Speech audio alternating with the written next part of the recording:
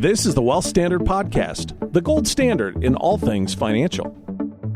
Hey everyone, this is Patrick Donohoe here with the man, the myth, and the legend, Chunga. Thank you. Chunga. Hey, how's it going? It's going great, man. I'm already having a good week. You already. are. It's only Monday. Yeah, I know, and it's snowing, and you hate the snow. I hate snow. I'm all the way done with it. All right. So how can this event of you loving your week so far happen? How's that possible? I'm a political geek. First of all, you know that. Oh yeah, I heard about that. Something happened over the weekend that.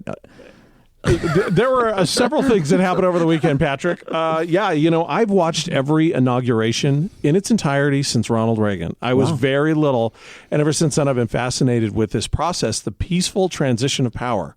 You've got a guy. Peaceful transition of power. It's really if you think about it. It didn't seem like it was that peaceful. It really, you right, but in other countries they usually take the guy and draw and quarter him, or that's true. He's lynched, or impeached and thrown out, and then So throughout history, the peaceful transition of power is a very rare thing. But I thought it was just an amazing thing to watch, as I always do, when you have one man walk up to the podium as the president, another man walks in behind him, not the president. There's a few words spoken on a Bible. Or two. Yeah, exactly. And then that's it. And then you have a completely different elected ruler. Okay, so bust a rumor for me. Yes. All right. So rumor. I heard that when Obama came in, they played the No,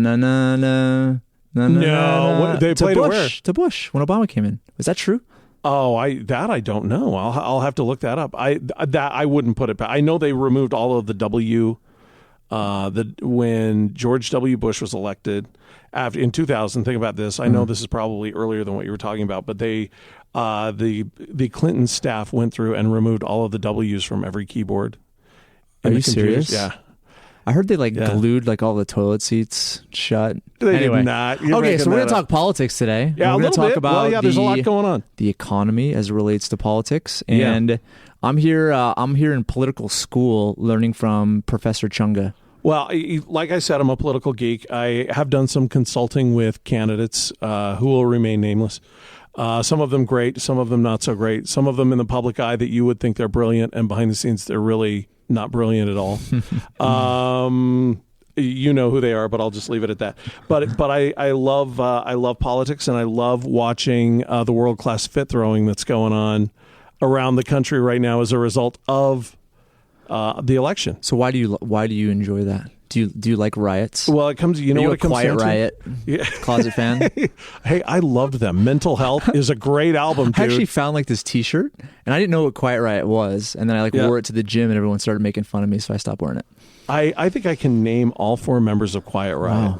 Kevin Dubrow, Rudy Sarzo, Carlos. No, I've lost it. I got two. two of the four. Anyway, let's move on. You know what I love, really, if you go macro, I love the disruption. I love the change. I love seeing what can happen in just a few days when someone who is elected by the people has the authority to change things around, positive or negative. For me, being kind of a fly on the wall, it's just interesting to see how immediate that change can be. Yeah, and there's already been a lot of it. No, there's been a ton. And people are still. You have that hashtag. He's not my president, right? And you have a lot of upset people. So the disruption. Often it's anything that is like that, where it's impulsive. There's an emotional tie to it. Sure. And we talk about that a ton here because really looking at the game of money, the majority of it is understanding the emotional side of you and the logical side of you. Right. Because the issues that most people get into financially is because of their emotions, right? It's because they don't have a framework or a foundation that will help mitigate that. Because that's just part of who we are as humans. Yep. Okay, is to have that type of framework, that context, so that when we do have a very important decision, okay, we are making it based on logic rather than emotion. Because emotion rarely ends well. Getting into the political environment, I like disruption, right? Because it totally does throw people for a whirl. But here's the fascinating thing. This is what I want you to kind of get into. Sure. So if you look, the art of the deal, I don't know, people have not really, don't think people have read that. Well, really it came out. understood It came out in the early 80s, and so I think a lot of people that are of a certain age, younger people, or people that are, millennials or slightly older, maybe even some Gen Xers. If you get into business, I highly recommend that everybody read this book. Yep. It is a fascinating book to read, but I think the vast majority of people, Gen Xers on younger, haven't read it. Yeah, and I think if they did, they weren't. Maybe they would have still done it, but. If you really look at his theories, and I think it's you see this in a lot of other on a lot of other platforms. Him being Trump, that's Trump, yeah, of course, that's the title of the podcast. Right, yeah, sure. Well, we don't know that. Most people will find that out later. But anyway, so Trump, he loves to disrupt, right? Because when he disrupts, most people are not prepared emotionally. Yeah, he disrupts them, gets them all flustered. And because he knows human behavior really well, he knows how to, in a sense, manipulate that. Right? Which has been the campaign and it's been everything. Was his inauguration speech. The Apprentice. I mean, you go look at if you look at what he's doing, it's fascinating. And the playbook is there, right? But yet most people are just kind of succumbing to, I don't know if it's his hair. I don't know if it's like his, overuse of very standard words multiple times in a sentence. I mean, I don't know what it is, but it's one of those things where it's fascinating to watch. And especially because of the reaction that occurred yesterday, right? And the march that took place. Well, I've had the pleasure, certainly don't want to be a name dropper, but I've had the pleasure of interviewing him a couple of times. Oh, wow. And Ivanka, both, and was taken by how completely normal they are. How completely rooted, down to earth, how very, very understanding of human emotion and human nature. You would think somebody with his stature and his wealth, he would be in a bit of a bubble and wouldn't have a common rudimentary working knowledge of a middle-class American. Yeah. Right? Well, he does. I did, and you weren't here at the time, but I did an interview with Donald Trump Jr. Oh, right. So I flew down to Florida. Well, I've seen it. I watched it, actually. Yeah, and it was neat because I got to meet him, and he's similar age as I am, has kids, and it was one of those like just down-to-earth You were surprised, weren't you? I was really surprised. It's one of the first times in a long time that I've been like really, really nervous. Yeah. But he was a really, really cool. The interview went really, really well. Did you leave the interview thinking that anything that he did was contrived or phony? No, and it was very standard. I mean, how they had that whole thing set up, right? He had, it's basically just a, corporate review, and they review a business. They talk about different ideas, and I mean, it was very standard to that. But other than that, just the interaction we had personally with him before the actual show and after, right? It was like, it wasn't like my best friend, but it was more of just very, very cordial, very down to earth. Well, so. when I interviewed him, I left feeling very positive, feeling like he was a very genuine guy. But there was a book I read years ago about an author that was embedded with a unit of Special Forces Green Berets in Afghanistan. And the book is called The Masters of Chaos. Okay. And what you have are a bunch of guys that are always understaffed, always underfunded, always trying to kind of make do with what they have. And their whole purpose is to get in, work their way in somewhere and disrupt everything from the inside out. And when I walked away from my interview with Trump, I went, he's a master of chaos. That is his philosophy with everything he does, is he works his way in, he ruffles a lot of feathers, and he disrupts from the inside out. Yeah. And that's exactly what's happening here with him. He's run this modus operandi through the campaign, and now he's doing it just in the first couple of days in office. Yep. And I honestly think it may actually work.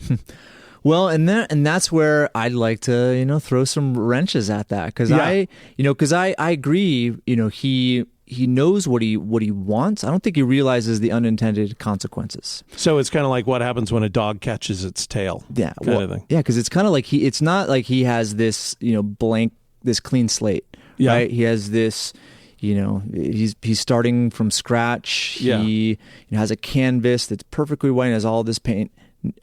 He does it right. He's receiving I don't know, and what I would consider a very misguided 8 years of politics. Yeah, I don't know that you could call it a mess. A mess may be a bit dramatic, but I would call it something that's static and not responding, unresponsive. And even the complexity of it. I mean, with him, he understands business, right? He understands departments and people and culture, and on a certain scale. Okay, but it's such a massive scale.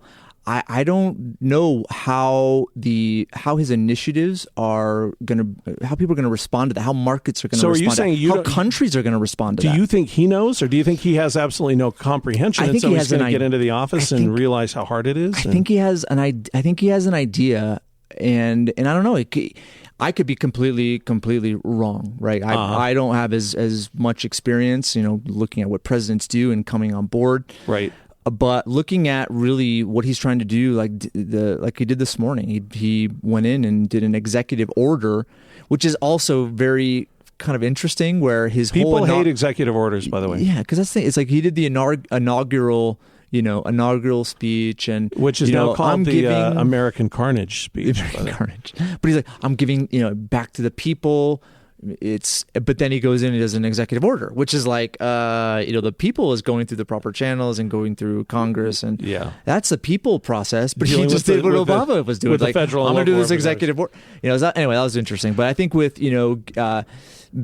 because the Trans-Pacific Partnership that wasn't which was struck down as of this recording. It was he basically killed it this morning, which he did promise to do in his campaign. And I think it would have been killed anyway, because it really, I don't know, Obama worked on it for a long time. It was one of his pet causes. Yeah, but it wasn't. I don't think Congress would have, because Congress needed to pass it, and I just don't think they would have been. No, well, not with a Republican-controlled majority. No. For sure, but then looking at NAFTA, which is, I think, in my opinion, just Mexico. It's not Canada, but looking at NAFTA, like, well, what are your thoughts on NAFTA? Let's, you being the economist you are, the CEO that you are, what I hear good and bad about NAFTA. What do you think about it? Well, it depends. I mean, it depends, because it's very ambiguous at this point, right? Mm-hmm. But looking at trade agreements, that's what he's talked about on the campaign trail, and I think they're looking at trade.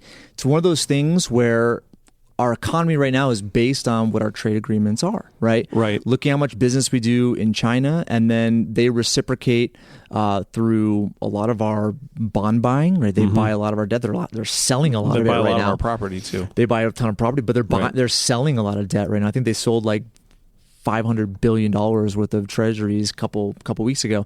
But anyway, my point is, it's like, you start to, and China wasn't involved in the TPP, but you look at, if you mess around with them, okay, or you mess around with these other countries, there's probably some unintended consequences. There's going to be pushback. For sure, because if you start to, take a lot of, manufacturing and, the physical labor type of jobs and have them here, right? It's more expensive labor, and that's going to have, an effect of higher prices, okay? And I don't know, it's one of those things where right now we have a decent trade deficit with Mexico, and I don't know what the agreement is going to be, but Mexico makes a lot of things for the U.S. They have a ton of plants. They do a ton of auto manufacturing. Who knows what's going to change? Well, there's a lot of people that are very nervous. I know that Trump is scheduled to meet with Pena, I think tomorrow, maybe the day after.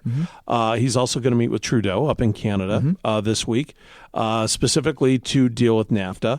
A lot of people say, well, look, if you start cutting back entitlements and you start cutting out pork and you start cutting back wasteful spending, you can incentivize these companies to do business in the United States and subsidize those cost increases so that it's worth it to them, so that the iPhone isn't $2,000, things like that. I don't know how realistic it is, though. I think we're all kind of waiting to find out to see if it's possible. True, and I just think there's another side of it, which is the fiscal state of our country. We're not in a very good situation when it comes. No, it was cool. I mean, what he did, I think he actually officially made a freeze on hiring federal jobs. I think that's. Did he? I didn't hear that. I think so. I think he did a federal freeze, and he wants. But again, you look at the amount of spending that's occurring. I mean, that's just it's an insane amount of money. And the debt that we have, it's a tremendous amount of debt, which keeps rolling over. And if it's rolling over, there has to be someone to buy it. And if you look at these big buyers, and these so your concern buyers, is that if he angers too many of these foreign leaders, they're not going to unload their debt. They're going to unload their debt, and that's not good for the U.S. potentially. Well, that's something no one is talking about. So that's a very interesting element in this podcast because you don't hear about that in the press. You don't read about it in the papers. What are these? Because China they've remained silent through the entire campaign process. But now that he's elected, they're being very, very vocal and saying, "No, you won't do this. You won't do this. You won't do this." And they're probably saying stuff. Maybe the media isn't picking it up. I don't know. And my thing is this is just me looking at it. I try not to pay too much attention to it because these are things that they're kind of interest to me. But at the same time, the more I look into it, it's conjecture. It's like, what's going to happen? I have no idea. This could happen. That could happen. It's fascinating to see how he does it. Well, and it goes back to what started this podcast. That's why I find it so fascinating because you have a bunch of very learned people, yourself included, that are all kind of scratching their heads going, man, I don't know. And that breeds a lot of fear. Yeah. It breeds a lot of fear in every different direction. You take a look at the temper tantrums that are being thrown around the world. I know. All weekend long. Yeah. And it blows me away. And in a sense, I sympathize. I mean, I sympathize with why they're doing it. I understand why they're doing it.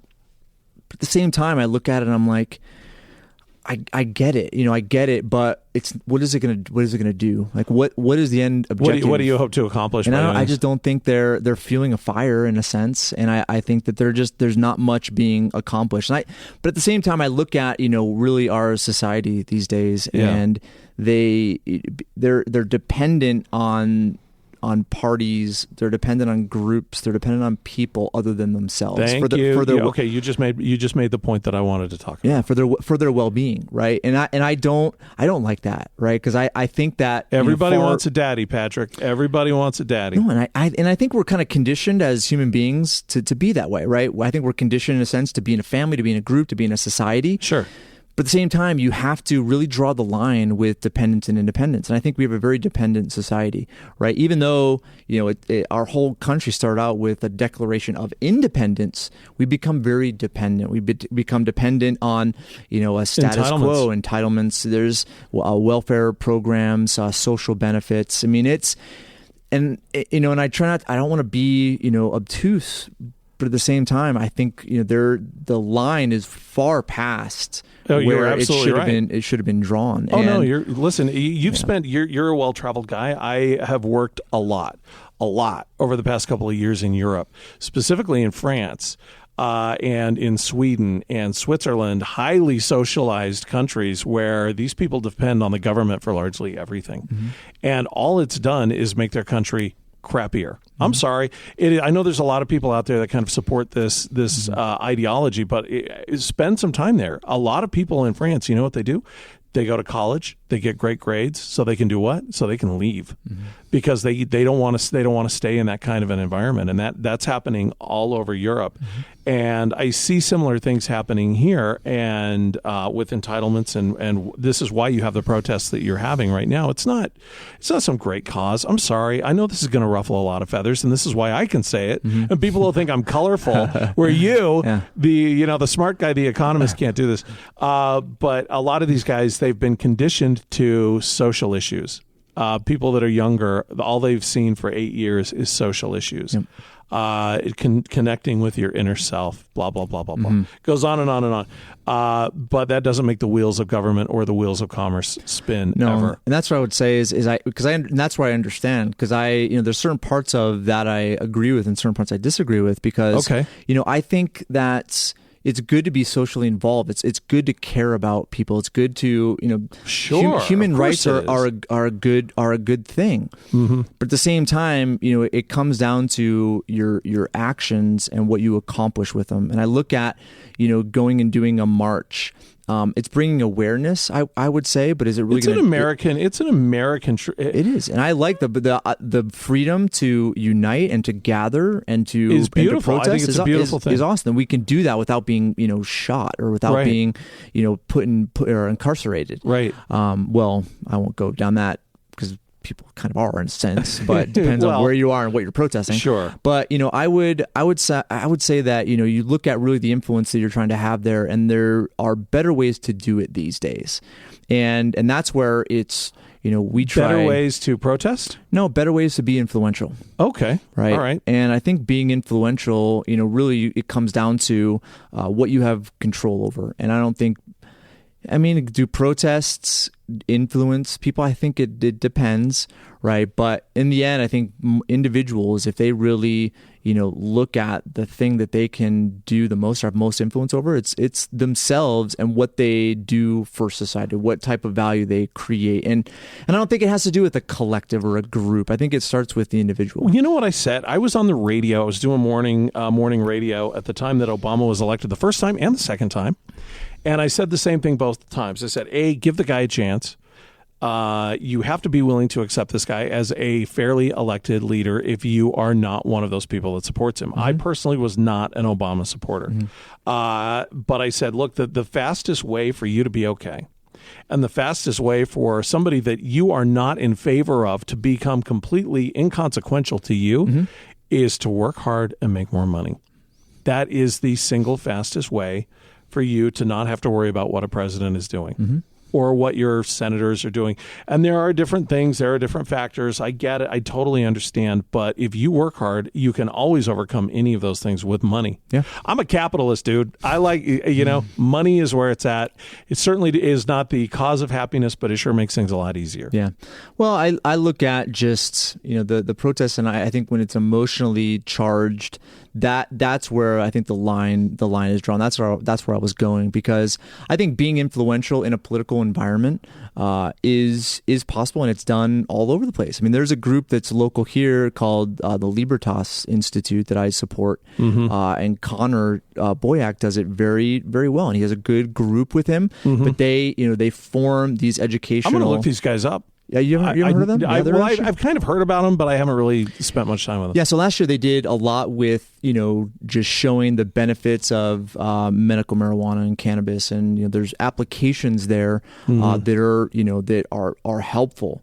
Right. But yet they still didn't pass anything. Mm-hmm. But they did a lot of civil forfeiture lobbying too, where police can just pull you over and take your stuff and sure. confiscate it. And sure.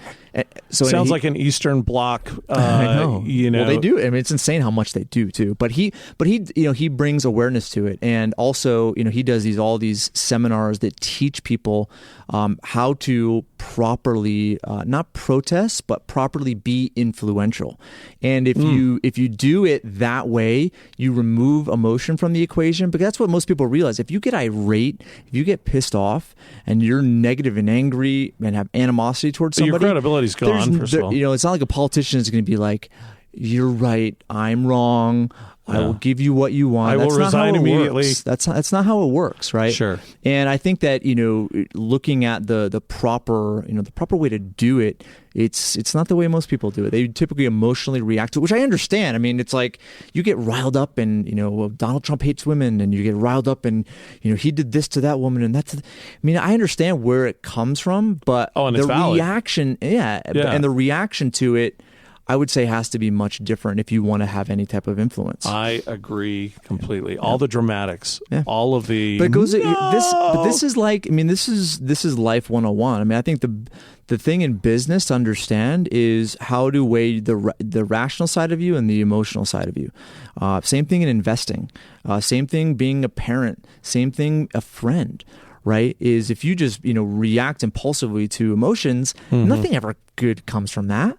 Right? Name something. Maybe there's a few. I'm not going to say everything and be absolute about it. I would say there would probably be one, and that would be just self-defense. Just having to defend yourself and drawing upon that emotion to protect your own safety or the safety of loved ones. But I think that would probably be the only thing. And even then, the more calm you can stay, the better things are going to go. Yeah, that's where you're able to think through it and be rational clearly, and critically think through it. But in the end, I would say that it's going to be I think this entire presidency is going to have signs of what we've seen in his campaign and what we've seen over the weekend, where he's just going to rile you up, get you to emotionally react, and he's going to capitalize on it. Well, he definitely did do that in the inauguration speech, and I was a little disappointed. I didn't like the inauguration speech. You didn't, yeah. I'm one of those people, maybe I'm old-fashioned, maybe I'm naive, but when a president makes his first speech as a president, I think that needs to be very inspirational, very uplifting, and very unifying. And this was more, he had months, and he said 4 months that he was practicing the speech and had been rehearsing it and rehearsing it and rehearsing it and reworking it. Wow. And I didn't know that. Oh, yeah. And they said that he had practiced it with a teleprompter, and it was a very big deal. And then he came out and gave it, and I thought it was very...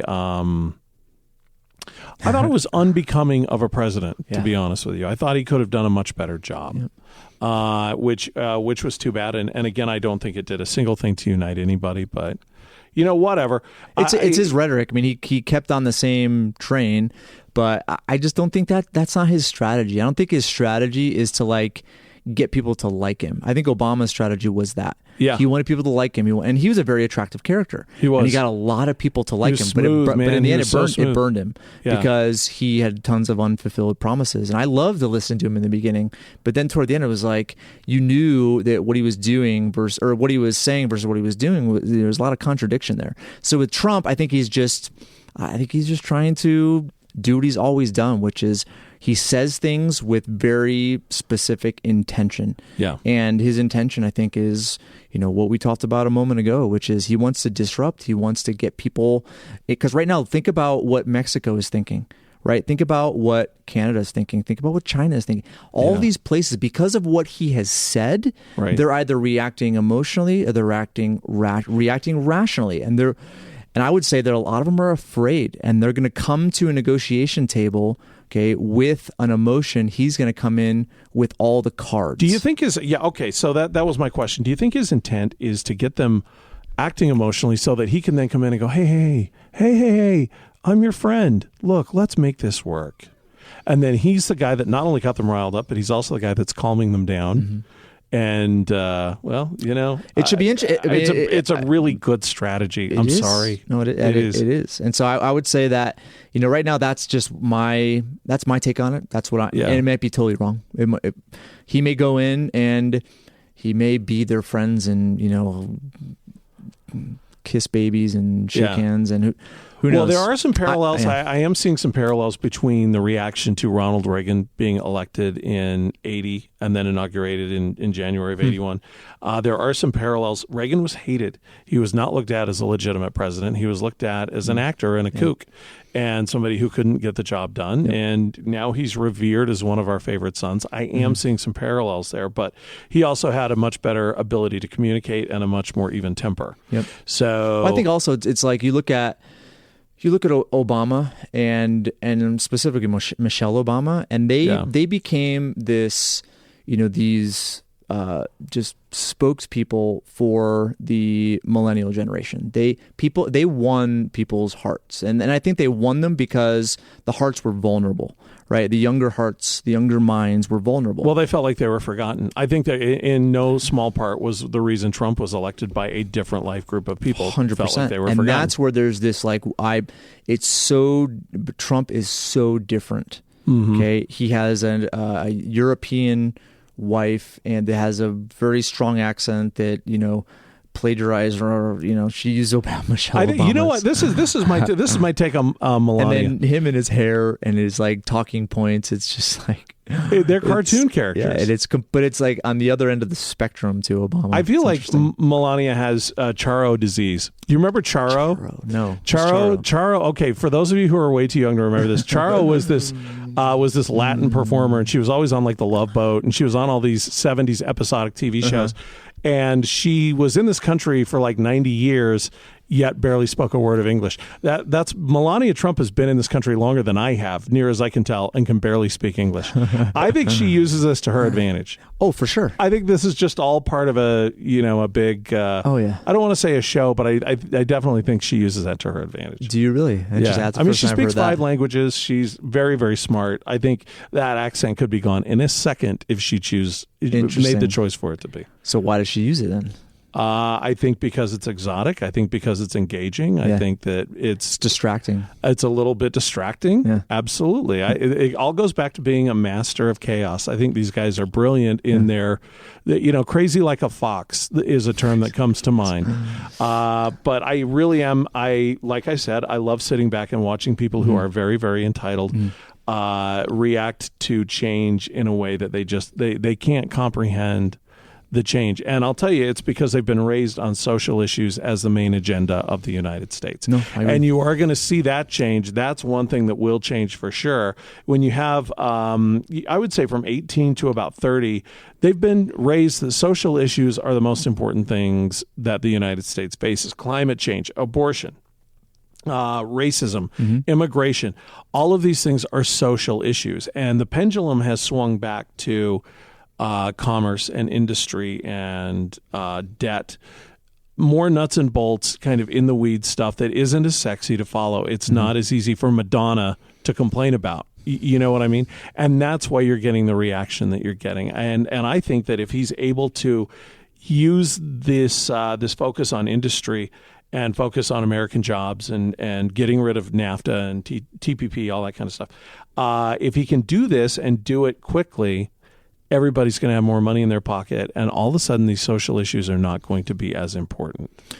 And that's where I think he's going to win if he can pull it off. It's a big if. Yeah, and I think that's probably the headline. And I would just say, in economics, right, you can't just have some increase in one place without a decrease in another, right, or an effect in another. And that's where it's kind of like, okay, well, you may have more money in your pocket, but that money's gonna, it's gonna cost more to fill up your gas. It's gonna cost more to buy groceries. It's gonna cost. So anyway, it's one of those things where law of unintended consequences. Who knows what's gonna happen as a result of the policies? But I would say in the end, for those that are listening, there's a couple lessons to take. I think the first lesson is, right, when you're looking at how you deal with the situation, how you react to something, make sure you're paying attention to whether it's emotional or whether it's rational, and everybody knows that. The rational always, I hate, pardon the pun, but it always trumps the emotion. The emotion. That was terrible. We should have had a bet on which one of us was going to say that first. I know, we're going to totally use that a lot this year, or 4 years. Yeah. So I would say, that's the first lesson. The other lesson is really try to understand, what you can control and what you can influence. And we've talked about that, but before those are lessons. I think you can take that to all aspects of life. But right now, I would say there is definitely a divide in our country. And huge. Is Trump the one to bridge that? I don't know. It's gonna be a very difficult. I don't think that's part of his agenda. I think his agenda is to get money back in people's pockets, and I'm hoping that the $20 trillion of debt and the $500 billion of spending doesn't get in his way. You're an economist. You don't think this is just you know people so well. Mm-hmm. You study people. You should see, if you're listening right now, you should see the amount of time this man spends on understanding people. Mm-hmm. It's really impressive. Mm-hmm. But knowing people the way that you do, if people have more money in their pocket and they can go out and do more things, how pissed do you think they're going to be about abortion? Nope. They're just not. You're going to have fringe elements that will always have that. But I think by and large, the mass, the critical mass of the United States is just going to go back to work, and they're just going to go live their lives. Yep. And you're not going to have this anger and this venom. I think 6 weeks from now, I don't think you're going to have it. I really don't. I in a way, I kind of hope we do. Yep. Because that'll show me that these people are truly committed. Maybe I'm too jaded. I just don't see it happening. And my thing is, I agree with you. I think that's what his intention is. Mm-hmm. I don't know if what he has inherited will allow him to do that. Just because it's just incredible how much money is in circulation. Mm-hmm. It's how much money is in bank reserves with the Fed, how much debt there is on the balance sheet of the Fed, how much debt our country has, the unfunded liabilities of Medicare, Social Security, the pension problem, which we talked about a few weeks ago, where you have, which is looming and getting bigger. CalPERS. It's you look at, the estimates, $4 to $5 trillion of underfunded pensions. There's so many issues at hand.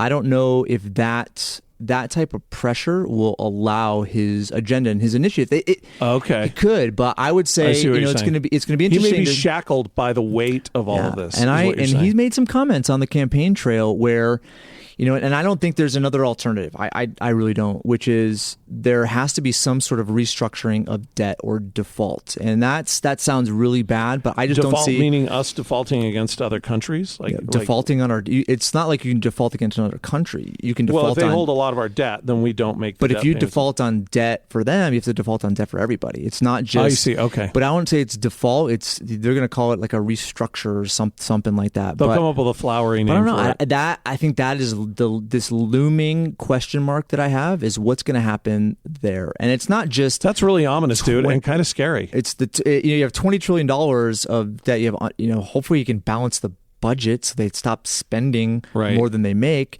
But I would also say, you look at Social Security, you look at Medicare,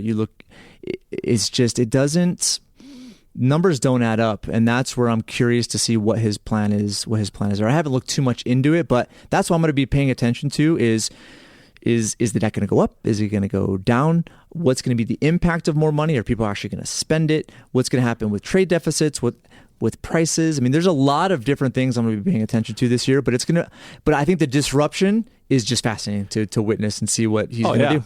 You know what's cool for me to see too is that with you in particular, he's a really polarizing guy.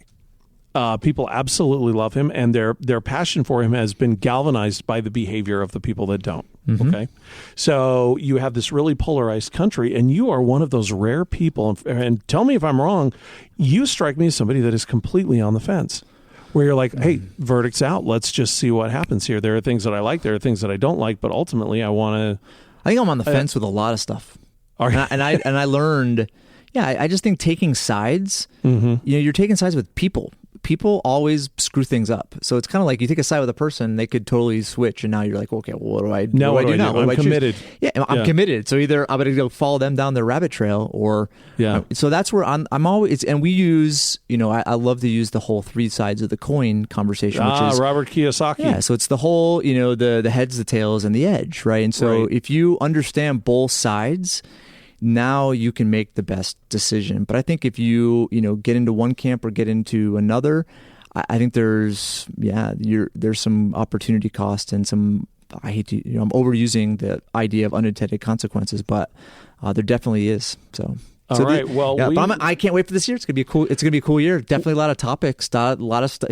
He's just gonna shake crap up. Well, here on the Wealth Standard podcast, we're going to be talking about a lot of different things, infinite banking and real estate and all the stuff that we usually talk about. But because we are in really historic times, we are going to be spending some time talking about these different issues as they arise and how they will apply to families, or how they will apply to women, or how they will apply business. To middle-aged white guys, or inner cities, business. So you're going to get a lot of talk about the government and about Trump and about the foibles and quirks and things like that he has. So I hope that's something that people find interesting, because we would love your feedback, and we would love to know what you're thinking about this, good, bad, or indifferent. We want to know. Absolutely. And you can always hit us back on Facebook, and we've got comment sections on the Wealth Standard page, wealthstandard.com,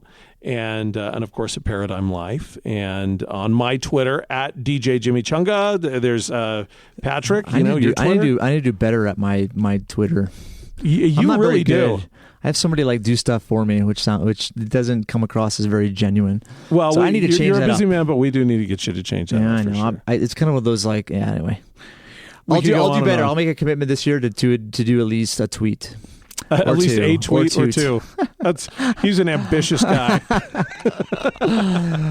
Anyway, well, this has been a good topic. There's going to be a lot more to come from kind of this whole idea, because my thing is I want to look at all the news, what's going on, what people are saying, and then just kind of try to read between the lines. Maybe use this podcast as that. And I would love to bring feedback that people will leave us for the Wealth Standard, and then share that feedback in following shows. Cool. That sounds good, man. All right, let's end for today. Hope you guys have an awesome week, and we will be back next week with some scintillating content. Whoa. Yikes. Did you like that one? That was very impressive. All right, everyone. Have a good week. You've been listening to the Wealth Standard Podcast, the gold standard in all things financial.